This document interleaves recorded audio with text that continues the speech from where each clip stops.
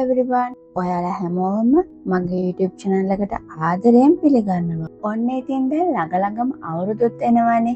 ඒ කියන්නේ රසම රස කැවිලි ಜಾති හදන්න ලෑස්ති වෙන්නත් ඕන.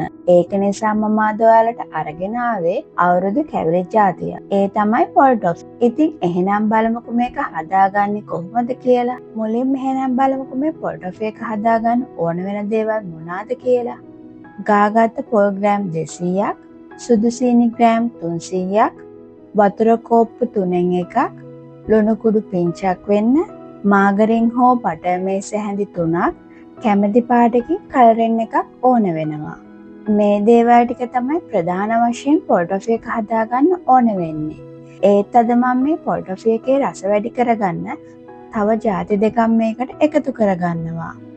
ඒ තමයි කිරිපිටි මේස් හැඳි 3ක් වගේම වැල්ල තේ හැඳක් එකතු කරගන්නවා. හැබැයි මේ දේවල් දෙක අවශ්‍යම නැහැ. ඔයාලට කැමති නම් විතරක් එකතු කරගන්න පුළුවන්. ඔයාලා ළඟ තියෙනවා නම් මේ දේවල් දෙක එකතු කරගන්න. එතකොට මේ පොල්ටොෆ් එකේ හොඳ සුවඳක් වගේම හොඳ රසක් එනවා. දැන් මේ පොල්ටොෆ් මිශ්‍රණය හදන්න කලින් මේක තුනී කරන ට්‍රේ එකේ ස්පැචුලා වල සහ පිළිය හොඳට බටර් ටිකක් ගාලා ලෑස්ති කරලා තියාගන්න. මොකද මේක හදන්න ගත්තට පස්සේ ඒ දේවල් ටික ලෑස්ති කරගන්න බැරි වෙනවා. ඔයාලට මේ ස්පැචුලා එක වෙනුවට කෙහෙල් කොලයක් වුණත් ගන්න පුළුවන්. එහෙනම් දැන් මේ පොල්ටොෆ් එක හදාගන්න කොහොමද කියලා බලමු. මුලින්ම භාජනයකට සීනි ටික සහ වතුර ටික එකතු කරලා සීනි ටික දිය කරගන්න. මේකට පදමක් ඕන වෙන්නේ නැහැ. සීනි ටික හොඳට දිය වෙලා ඒකේ බුබුලු දානකම් එක ලිපේ තියලා හැඳි ගා ගන්න. ඔයාලා මේ දෝසි සහ ටොෆි ಜಾති හදනකොට non stick භාජනයක් ගන්න පුළුවන් නම් ඒ දේවල් වර්ධින්න නැතුව පහසුවෙන් හදා ගන්න පුළුවන්.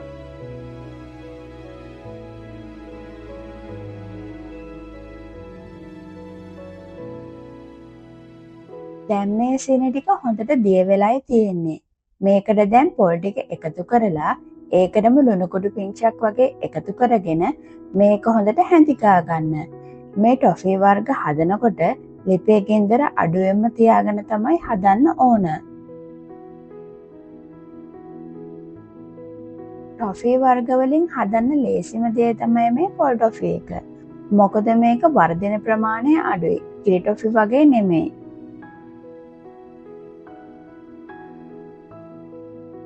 දැන් මේක ටිකක් කවලම් කරනකොට මේකේ තියාරු ගතියක් එනවා.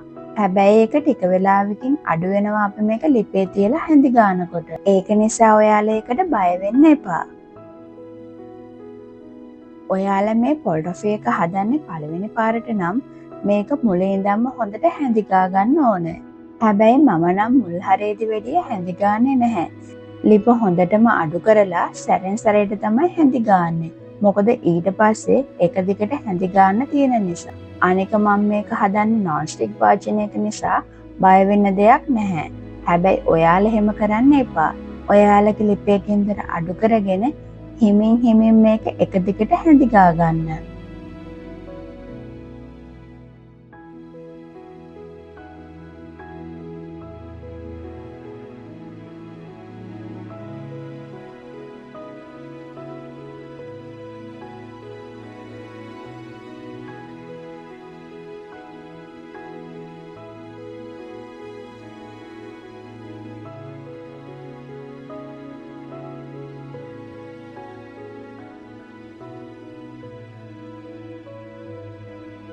දැන් මේකේ වතුර ගතිය ටිකක් අයින් වෙලායි තියෙන්නේ.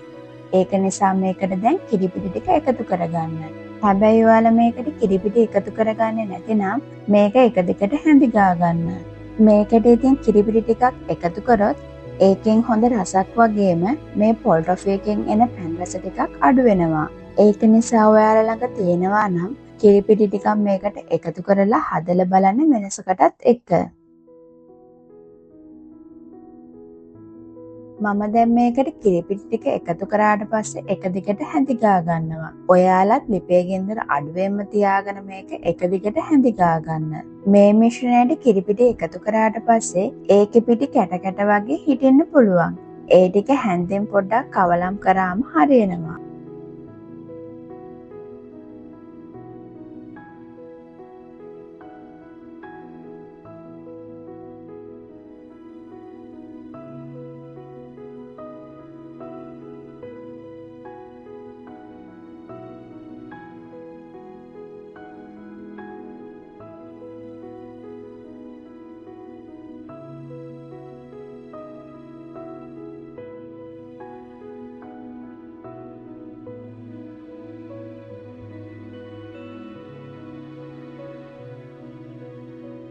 මේ මිශ්‍රණය දැන් වතුර ගතිය ටිකක් අයින් වෙලා මේක ටිකක් ගුලියක් වගේ වෙලයි තියෙන්නේ.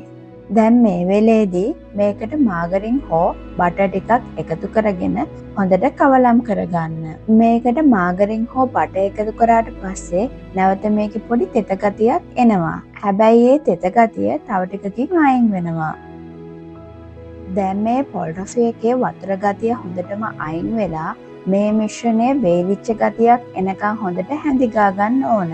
දැන් ඉතින් හැඳිගාන එක නවත්තන්න එපා. මේක අඩු ගින්දරේ තියාගෙන හොඳට හැඳිගා ගන්න ඕන. මේ වෙලේදී අත ටිකක් රිදෙනවා තමයි. හැබැයි එහෙම කියලා මේක හැඳිගාන එක නවත්තන්න එපා. ඔයාලා මේක හැඳිගාන එක නතර කරොත් මේ මිශ්‍රණය හරියට හදාගන්න බැරි වෙයි.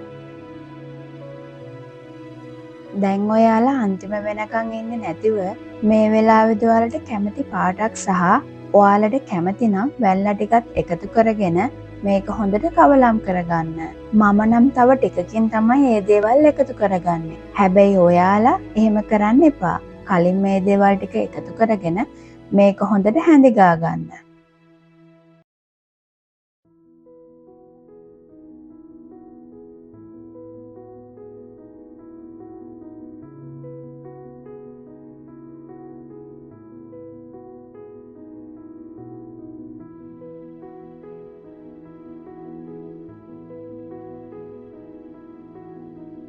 මම අද මේ පොල් රොෆි එකට එකතු කරගත්තේ කොළ පාට. හැබැයි ඒක ඔයාලගේ කැමැත්ත අනුව වෙනස් කරගන්න පුළුවන්. මම අද මේ කොළ පාට එකතු කරගත්තෙත් පොඩ්ඩක් වෙන්න. ඒත් ඔයාලට මීට වඩා පාට ඕන නම් තව ටිකක් එකතු කරලා ඔයාලට කැමති විදියට හදාගන්න.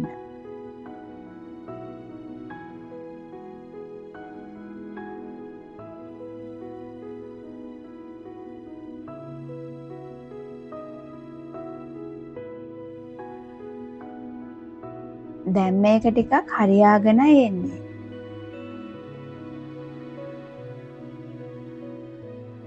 දැන් මේ පොල් රොෆි මිශ්‍රණය එක ගුලියකට වගේ එනවා. ඒ කියන්නේ මේක දැන් පදම හරිය කියන එක. ඔයාලගේ මිශ්‍රණයත් මේ වගේ එක ගුලියකට වගේ එන්න ඕනේ. එතකොට මේක හැඳි ගන්නත් ටිකක් අමාරුයි. දැන් මේ පොල් රොෆි මිශ්‍රණය මේ පදමට ආවම මේක ලිපෙන් බාලා කලින් ලෑස්ති කරගත්ත ට්‍රේ එකට දාලා අත ඉක්මන් කරලා මේක හොඳට තුනී කරගන්න. මට මේ පොල් රොෆි මිශ්‍රණය ලිපේ තියලා හදාගන්න විනාඩි 20ක් වගේ ගියා. හැබැයි ඒ වෙලාව වෙනස් වෙන්න පුළුවන්.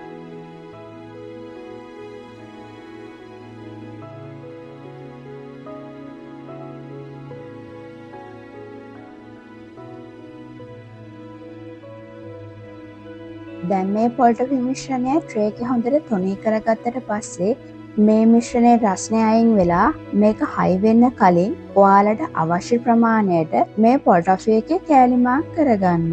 හැබැයි ඒක කෑලි වලට කපලා අයින් කරන්න එපා. මේක කෑලි වලට කපලා අයින් කරගන්න නම් මේ මිශ්‍රණය හොඳටම නිවෙන්න ඕන. ඊට කලින් මේක වෙන් කරගන්න යන්න එපා.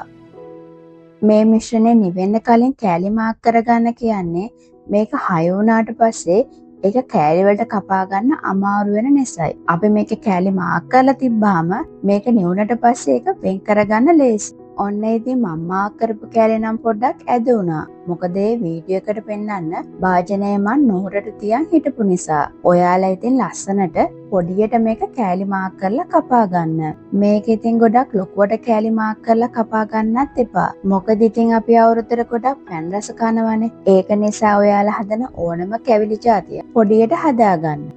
දැන් මේ මිශ්‍රණය හොඳටම නිවෙන්න දෙන්න. ඊට පස්සේ තමයි මේකේ කෑලි ටික වෙන් කරගන්න ඕන.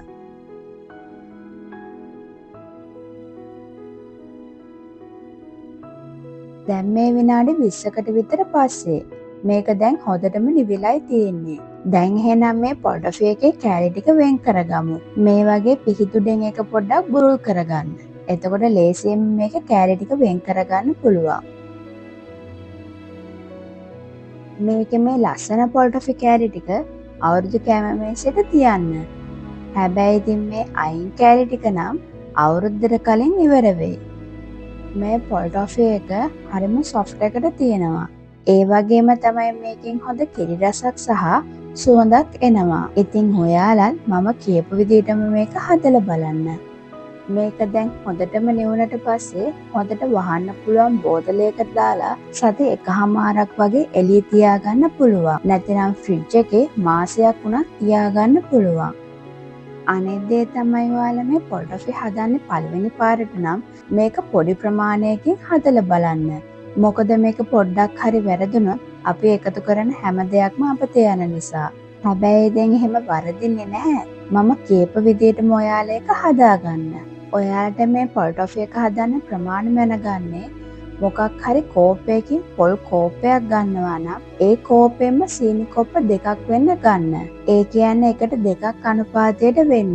ඒ වගේ කෝප්ප ගාන හදාගෙන මේ පොල් ටොෆි මිශ්‍රණය ප්‍රමාණය වැඩි කරගන්න පුළුවන්. එහෙනම් මේ අලුත් අවුරුද්දට ඔයාලගේ කැම මේසෙත් ගෙදර හදපු පොල් ටොෆි තියලා ලස්සන කරගන්න. ඔයාලට මොනවාම හරි දැනගන්න ඕන නම් මට කමෙන්ට් එකක් දාන්න. අපි එහෙනම් තවත් රසවත් කැවිලි වීඩියෝ එකකින් ඉක්මනට මුණ ගැහමු. මේ වීඩියෝ එක බලපු හැමෝටම ගොඩක් ස්තුතියි. එහෙනම් ඔයාලා හැමෝටම බයි.